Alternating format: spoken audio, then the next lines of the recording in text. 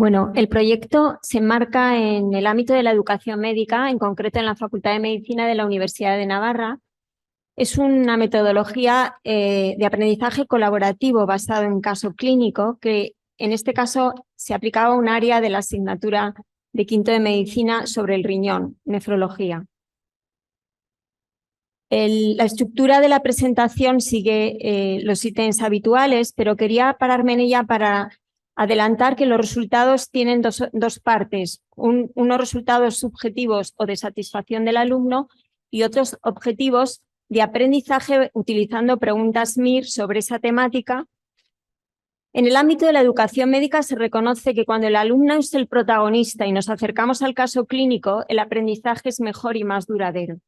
Este proyecto encaja muy bien porque en nuestra universidad, en la facultad, desde el año 2020 se implantó un sistema de estudios denominado currículum integrado que precisamente promueve estos métodos. Esta metodología combina dos tipos de métodos ya conocidos desde hace muchos años, el basado en problemas y el trabajo en equipo, y ya había sido validado en Harvard University en su facultad de medicina en el año 2016.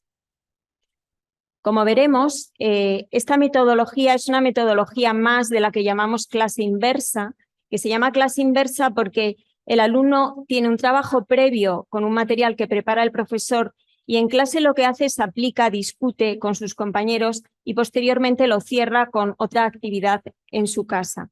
Pero es un aprendizaje activo y colaborativo en el que el profesor es solo el guía.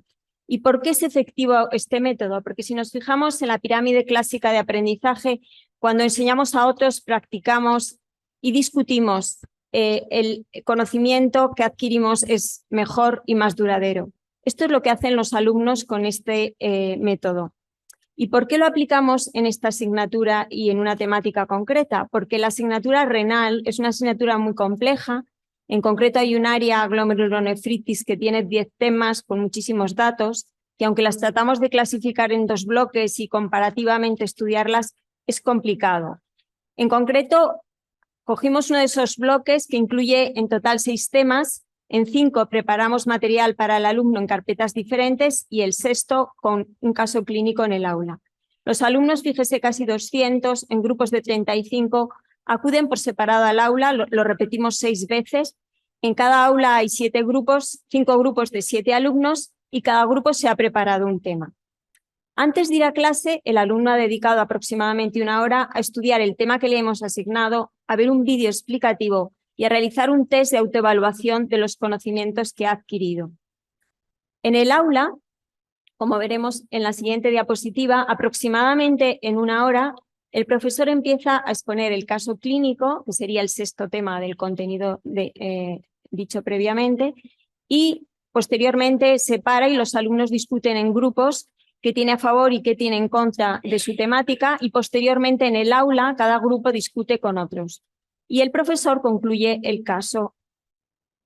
¿Y qué hace el alumno después de esa hora de clase? Aproximadamente en 2 horas le dará para repasar su tema, para reforzar el conocimiento que ha adquirido en clase de los otros 4, incluyendo también el caso clínico del aula. Objetivos, como decía, tenemos de aprendizaje y de satisfacción. Utilizamos como grupo control la promoción del curso anterior que había recibido esa temática mediante clase magistral y dentro del grupo que aplicamos el método pasamos un cuestionario de satisfacción y también en ese grupo comparamos ambas metodologías. Si miramos las tareas y el cronograma, queda claro que en la parte izquierda de la diapositiva el mayor trabajo es el año previo, preparar el material, capacitar a los profesores, hacer la encuesta al grupo control. La implantación y el seguimiento posterior es muy fácil.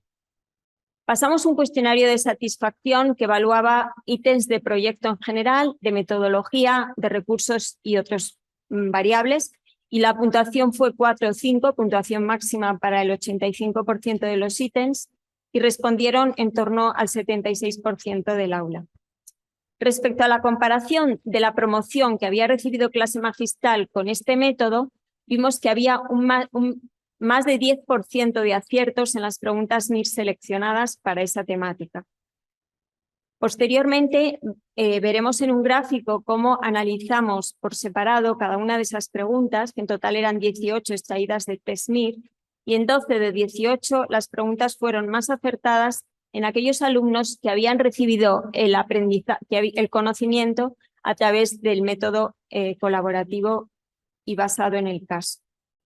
También quisimos evaluar el aprendizaje en la misma promoción de alumnos para evitar el sesgo de diferentes alumnos, comparando esas dos temáticas parecidas, nefríticas y nefróticas, en un caso explicadas como clase magistral y en el caso del trabajo colaborativo. Aquí vimos una diferencia superior al 15% en cuanto a mayor número de aciertos con el aprendizaje colaborativo. La primera conclusión que sacamos es cuánto tiempo le lleva al alumno integrar este conocimiento. Y vimos que mediante clase magistral era un mínimo de 6 horas, mientras que con este método eran 4, habiendo garantizado también por el modelo de integración que es más duradero, reflexivo y activo. Es una metodología validada en medicina. En nuestro caso y también en Harvard han mostrado que es superior a la clase magistral, facilita temas de muchos datos. Los alumnos están satisfechos, de hecho lo seguimos haciendo en promociones posteriores y la satisfacción perdura en el tiempo. Por otro lado, maximiza el rendimiento y exige menos horas, que en medicina es muy importante por las prácticas que deben complementar. Entrena el trabajo colaborativo y les acerca a los escenarios reales con los pacientes. Promueve la planificación individual y el respeto en las discusiones y sin duda precisa formación e implicación de un grupo de profesores que son el éxito del trabajo. Muchas gracias.